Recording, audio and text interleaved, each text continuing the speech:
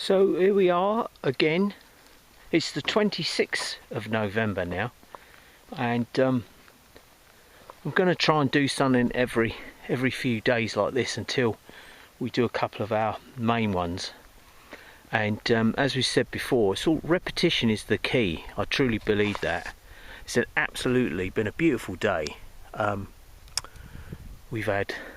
surprised we haven't had any snow, but cold and the sun comes out, so I've been doing a lot outside, getting things really ready for next year. It's amazing how quickly it all comes around. But after my last little clip where I was sort of pointing a few fingers, I wasn't really pointing fingers. What I was saying is that I know a lot of sarcasm can be used, especially when using certain words, and but sometimes a lot of people don't understand that, and they sometimes will point a finger and say, well look, you're using these words, so what's up with that? Certain words where they can change things around really easy to suit themselves. But anyway, that aside, going back to Sam that we've been watching, who's been doing this stuff for years. You know, again, we don't know who this guy is, right? We don't know where he works, we don't know anything about him, but he says a lot of interesting, or he brings up a lot of interesting points. And what I'm going to put the link in the description here is the thing that he did some time ago about common law, maritime law. Now, a lot of people have talked about this in the past. We all kind of know a little bit about it. But what's interesting about that is when you can understand some of the terminology, the difference between legal and law.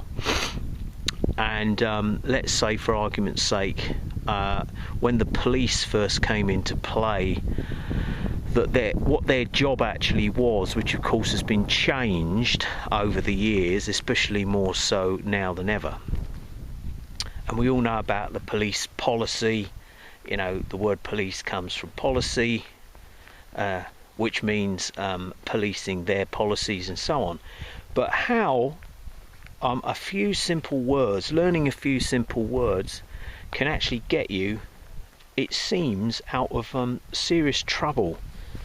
And you know, one of those terms is, do you understand me?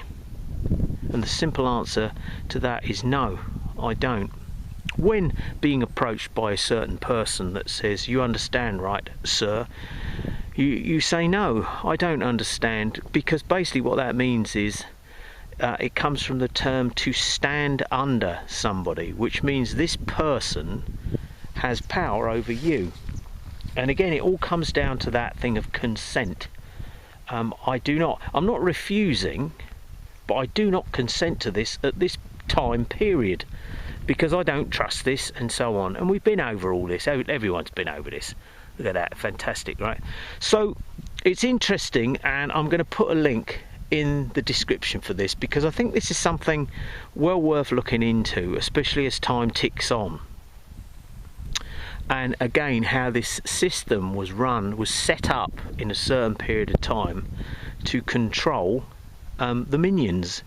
And I highly recommend watching some of his stuff. Some of it's quite old now, 13 years old I think one of them was. And of course, like we said, you've got to look at things objectively and just use old mine and Serge's 10% rule. Does this look good? No, it doesn't.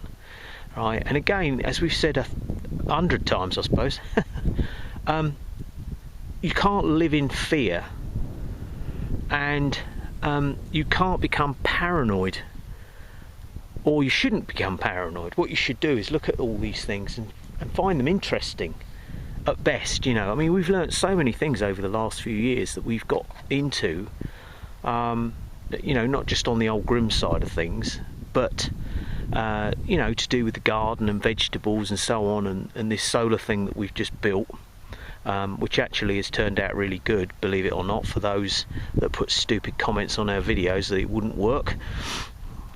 by the way, not having videos yourself showing how to properly do it. But anyway, it all works perfectly fine, just like we thought it would. So, but we've learnt so much, and that is what this is about learning. We've said it over and over and over again. But when you work out that the law and legality was not designed for you, for the average person, it was designed for these bods that think they run everything. And I suppose in a way they do, but that does not necessarily mean that you have to approve, consent, or go along with stupid crap, right? Like we've said before, I don't speed, I don't do drugs, I don't steal from my neighbour, I don't park on double yellow lines. That's all common sense, right? But it's other stuff that they expect you to do. And me and old mum were talking about this morning, about how in 2009 they tried to pull the same 2020 crap when I went to Brazil with Joe, and it didn't work. And there was a reason it didn't work, and that's because people then weren't glued to smartphones, dumb phones. They had their little T-Mobile phone, which made a phone call and a text, and that was it. And it was quite interesting as well that yesterday, Serge sent me this thing where there was an alert, and apparently 75,000 people got involved in this flood alert that was sent to people's phones. It said exercise, exercise, exercise, flood alert. Although this is not a real scenario, we are basically arranging this emergency alert where they want people who've received this message to go to higher ground for safety. Now, I wonder how many people actually went and how many people registered to do that. So once again, they've got more of your information. Oh look, 75,000 people here are quite prepared to drop everything they're doing, including work, to move to higher ground because we're going to do a simulation of a flood. Interesting. So, like we've said before, if it wasn't for smart dumb phones, a lot of people wouldn't be spoon-fed ridiculous information that scares the what's it out of them. So you can see that in 2009 when they tried to pull the old this bug, that bug, it didn't work, and I pretty much put that down to the fact that back then these devices didn't exist, because people were the same back then. Anyway, check out this video about common law and maritime law, the law of the sea, your birth certificate, and why you are always expected to write your name in capital letters, and that a person actually doesn't exist.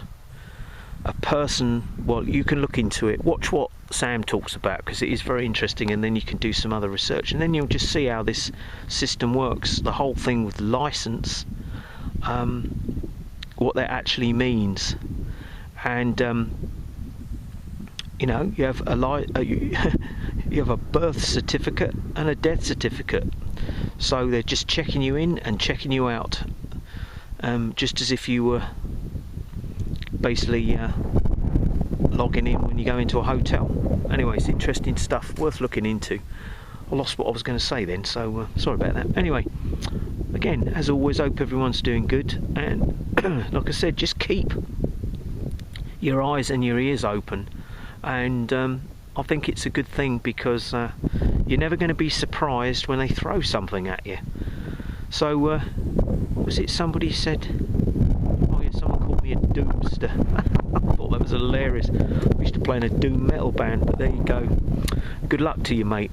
Anyway, hope everyone's doing good, and we'll catch up with you soon.